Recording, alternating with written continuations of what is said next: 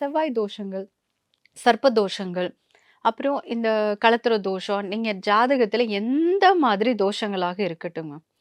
அத்தனைக்குமே ரிலீவ்மென்ட்டா சில பரிகாரங்கள் இருக்கு. இது ரொம்ப ஈஸியா இருக்கும் இல்லைங்களா? எது வேணாலும் இருக்கட்டும். சனி தோஷம் இருக்கலாம், வந்து காரகபாவ நாஸ்தி அந்த மாதிரி இருக்கலாம், பிரம்மஹத்தி தோஷத்தினால திருமணம் தடையாகிறது இருக்கலாம். எதுவா இருந்தாலும் ஓகேங்களா?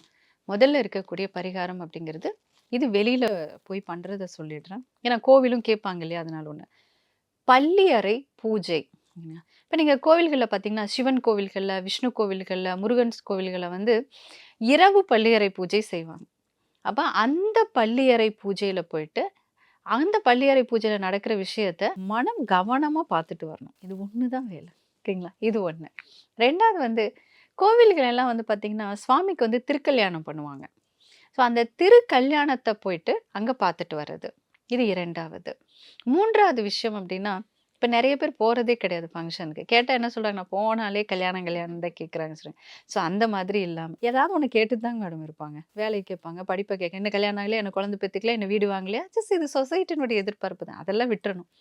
எங்கெல்லாம் நம்மளுடைய சொந்தங்கள், நம்மளுடைய நட்பு வட்டத்துல திருமணம் நடக்குதோ, அந்த திருமணத்துல போய் கலந்துகிட்டு, அந்த அக்ஷதை இருக்கும் இல்லைங்களா? அந்த அக்ஷதை போயிட்டு நம்ம கொஞ்சம் கிட்ட நின்னு அத போட்டுட்டு வர்றது.